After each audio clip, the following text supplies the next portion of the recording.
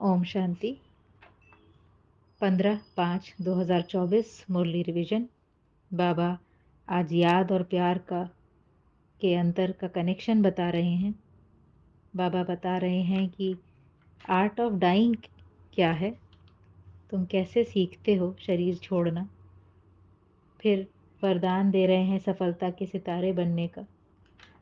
और बाबा बताते हैं फिर से सृष्टि चक्र का एक हमको झलक दिखलाते हैं कि बच्चे ऑलराउंडर हैं और कैसे दुनिया का पूरा ड्रामा का चक्र लगाकर फिर अब वापस घर जाने का समय आया है। तो बाबा कहते हैं कि नए दैवी स्वराज्य का उद्घाटन तो हो चुका है और अब तैयारी हो रही है वहाँ जाने की। बड़े आदमियों को बुलाओ तो नीचे वाले भी आ जाएंगे, क्योंकि सभी को परिचय देना है कि भगवान आया है। पर सीधे नहीं कहना कि भगवान आया है, क्योंकि खुद को भगवान कहलाने वाले बहुत सारे आ चुके हैं। पर यह ज़रूर समझाना है कि बेहद का बाप बेहद का वर्षा दे रहे हैं, कल पहले की तरह ड्रामा प्लान अनुसार। पर इस पूरे खेल में माया निश्चय बुद्धि बच्चों पर वार करती है और उन्हें संशय बुद्धि बना देती है। ये हार और जीत का खेल चलता ही रहता है। तो कोई भी खेल है तो खेल में ऐसा नहीं होता है कि एक ही जीते या एक ही हारे।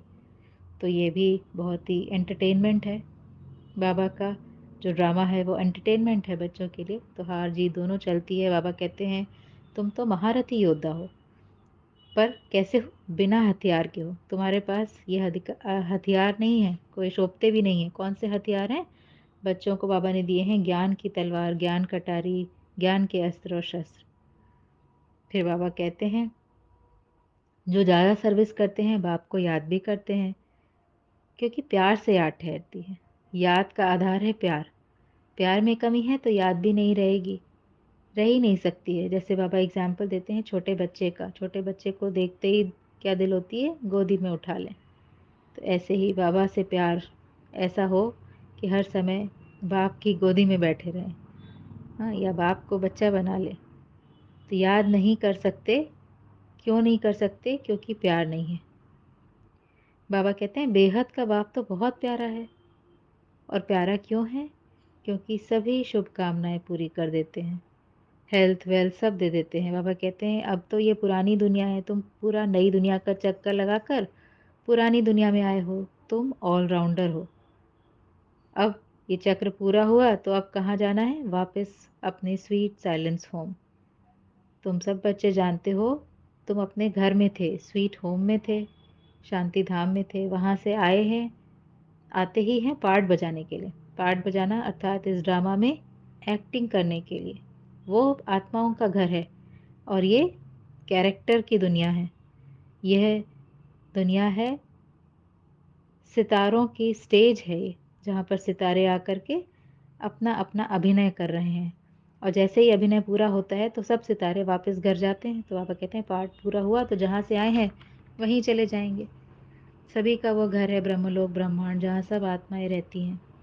फिर बाबा कहते हैं कि शिव तो अभोक्ता है। दूध चढ़ाते हैं तो क्या वो शिव भोग लगाते हैं? तो बड़ा वंडर है, भक्ति में भी बहुत कुछ बताया है। तो बाबा कहते हैं यह उनको पता नहीं है।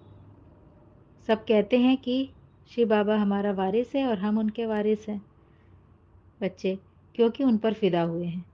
जितना बाबा के पास जमा करेंगे वह सेफ होता जाएगा। फिदा हुए, जमा किया, हम उनके वारिस, वो हमारा वारिस, तो बाबा के पास जमा होता जाएगा। सूक्ष्मता में हर चीज़ जमा होती जाएगी। तुम फूल बन जाते हो। यहाँ तो सब कांटे हैं। कांटे अर्थात जो विकारों के वश हैं, फूल अर्थात जो निर्विकारी हैं। तो निर्विकारी के आगे विकारी माथा टेकते हैं। आगे बाबा कहते हैं कि सतयुग में महाराजा कहलाते हैं, जो जैसा यहाँ पुरुषार्थ वैसे वहाँ पद।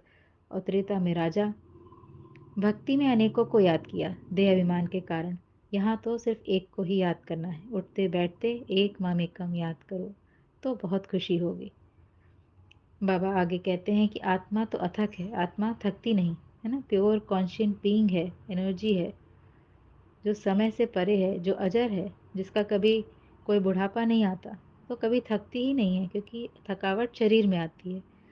बाबा को याद करने से थकावट नहीं होती। जैसा पुरुषार्थ होगा वैसा पद पाएंगे।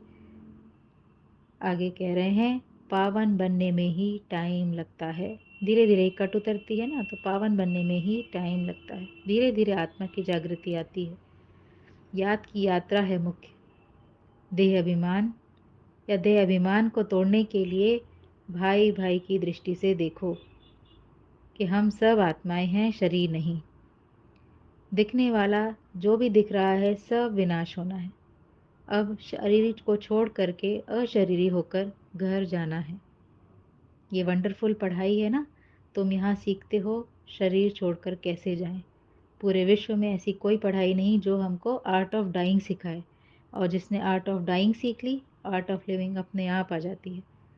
क्योंकि फिर देह के दुनिया से एक इतना सुखद डिटैचमेंट होता है कि हमको वो दुखी नहीं करता है, खींचता नहीं है, हमको परेशान नहीं होने देता है। और आत्मा को शरीर छोड़कर जाना बहुत ही सहज लगता है। यहाँ पर क्यों असहज है ये? क्योंकि शरीर से बहुत प्यार है। जो ये नहीं सीख पा रहे हैं उनके लिए शरीर छोड़कर जाना बहुत ही मुश्किल होता है, क्योंकि शरीर से बहुत प्यार है।